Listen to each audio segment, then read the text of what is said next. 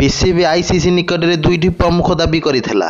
ପ୍ରଥମଟି ଥିଲା match referee Andrei ଫ୍ରାଙ୍କଙ୍କୁ ହଟାଇବା ଏବଂ ଦ୍ୱିତୀୟଟି ଥିଲା ଭାରତୀୟ ବ୍ୟାଟ୍ସମ୍ୟାନ୍ ସୂର୍ଯ୍ୟକୁମାର ଯାଦବଙ୍କୁ ତାଙ୍କ କଥିତ ରାଜନୈତିକ ବୟାନ ପାଇଁ ଦଣ୍ଡିତ କରାଯିବା। ତଥାପି ଆଇସିସି ଉଭୟ ଦାବିକୁ ପ୍ରତ୍ୟାଖ୍ୟାନ କରିଥିଲା। ଏହି 70 ମିନିଟ୍ର ନାଟକ ପରେ ଖବର ଆସିଲା ଯେ ରେଫରୀ ସମାନ ରହିବେ ଏବଂ ପାକିସ୍ତାନ ୟୁଏ ବିପକ୍ଷରେ ମ୍ୟାଚ୍ ଖେଳିବ। ଏସିଆ କପ୍ରେ ପାକିସ୍ତାନ କ୍ରିକେଟ ଦଳର ଧମକ ବୋମା ସମ୍ପୂର୍ଣ୍ଣ ନିଷ୍କ୍ରିୟ ହୋଇଗଲା।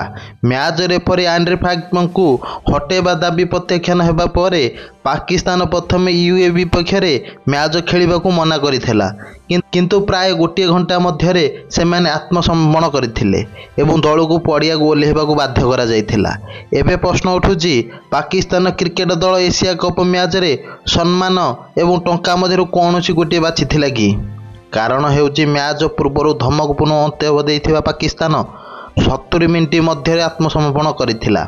ପାକିସ୍ତାନ କ୍ରିକେଟ ଦଳ କହି ଆସୁଥିଲା ଯେ ଯଦି ମ୍ୟାଚ୍ ରେଫରୀ ଆଣ୍ଡ୍ରେ ଫ୍ରାଙ୍କଙ୍କୁ ହଟାଇ ଦିଆନଯାଏ ତେବେ ସେମାନେ ୟୁଏ ବିପକ୍ଷରେ ମ୍ୟାଚ୍ ଖେଳିବେ ନାହିଁ, କିନ୍ତୁ ମାତ୍ର ଗୋଟିଏ ଘଣ୍ଟା ପରେ ଦଳ ମ୍ୟାଚ୍ ଖେଳିବାକୁ ରାଜି ହୋଇଥିଲା।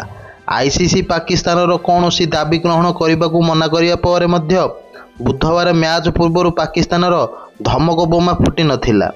ବୁଧବାର ସନ୍ଧ୍ୟାରେ ମ୍ୟାଚ୍ ପୂର୍ବରୁ ନାଟକୀୟ ପରିସ୍ଥିତି ସୃଷ୍ଟି ହୋଇଥିଲା ଏବଂ 70 ମିନିଟ୍ ପରେ ଆତ୍ମସମର୍ପଣ କରି ଖେଳିବାକୁ ରାଜି ହୋଇଥିଲେ।